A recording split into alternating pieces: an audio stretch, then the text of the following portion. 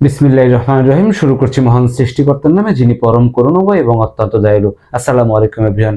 আজকের ক্লাসে স্বাগত জানাচ্ছি আমি সাইফুল্লাহ শান্ত। আজকে আমরা আলোচনা করব ফৌজদারি কার্যবিধি আইন অর্থাৎ সিআরপিসি আইনের 167 ধারা থেকে 171 ধারা পর্যন্ত। আমরা প্রথমেই আলোচনা করব ফৌজদারি কার্যবিধি আইনের 167 ধারা। 167 ধারায় বলা হয়েছে রিমান্ড অর্থাৎ গ্রেপ্তারকৃত আসামির কাছ থেকে সংগঠিত অপরাধ সম্পর্কে তথ্য পাওয়া যাবে, অথবা তথ্য মোতাবেক সহযোগী আসামিকে গ্রেপ্তার করা যাবে, অথবা মামলার আলামত উদ্ধার করা যাবে।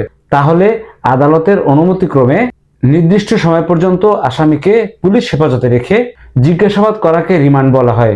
তবে এরূপ রিমান্ডের মেয়াদ বা সময় সর্বোচ্চ 15 দিনের বেশি হবে না। পিআরবি 324 বিধি। ফৌজদারি কার্যবিধি আইনের 168 ধারায় বলা হয়েছে অধস্থন পুলিশ অফিসার কর্তৃক তদন্তের রিপোর্ট অর্থাৎ যাকে সংক্ষেপে বলা হয় এমই অর্থাৎ মামলা তদন্তের ফলাফল সম্পর্কে ঊর্ধ্বতন পুলিশ অফিসারকে জানাতে হবে।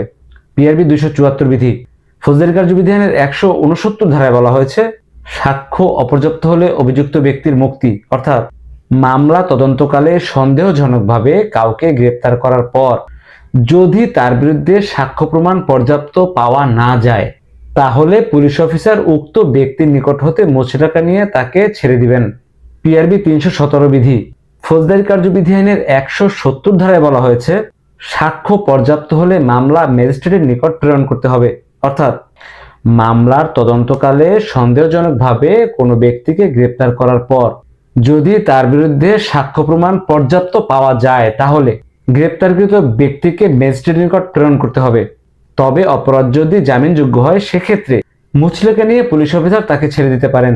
পিআরবি 317 বিধি। ফৌজদারি কার্যবিধি আইনের 171 ক্লোজ 1 উপধারায় বলা হয়েছে অবাধ্য ফরিয়াদি বা সাক্ষীকে বিনা পরোয়ানায় গ্রেপ্তার অর্থাৎ কোনো মামলার ফরিয়াদি বা সাক্ষীর জবানবন্দি নেওয়ার জন্য সমন দেওয়ার পর যদি সাক্ষী আদালতে হাজির না হন অথবা আদালতে সাক্ষী দিতে না যান, তাহলে এ ধরনের অবাধ্য ফরিয়াদি বা সাক্ষীকে বিনা পরোয়ানায় গ্রেপ্তার করে আদালতে প্রেরণ করা যায়। উক্ত ধারায় আরো বলা হয়েছে যে সাক্ষীর মুচলেকা সম্পাদনের পদ্ধতি অর্থাৎ সাক্ষী যদি আদালতে মুচলেকা দিতে অস্বীকৃতি জানান, তাহলে ভারপ্রাপ্ত কর্মকর্তা তাকে ম্যাজিস্ট্রেটের নিকট পাঠাবেন এবং উক্ত সাক্ষীর শুনানি না হওয়া পর্যন্ত অথবা মুচলেকা সম্পাদন না করা পর্যন্ত ম্যাজিস্ট্রেট তাকে আটক রাখতে পারবেন। ফৌজদারি কার্যবিধি আইনের 171 ক্লোজ 2 উপধারায় বলা হয়েছে মামলার শুনানিকালে ফরিয়াদি বা সাক্ষীকে আদালতে হাজির করার দায়িত্ব পুলিশ অফিসারের উপর বর্তায়। তো আজকে আমরা আলোচনা করলাম ফৌজদারি কার্যবিধি আইন অর্থাৎ সিআরপিসি আইনের 167 ধারা থেকে 171 ধারা পর্যন্ত।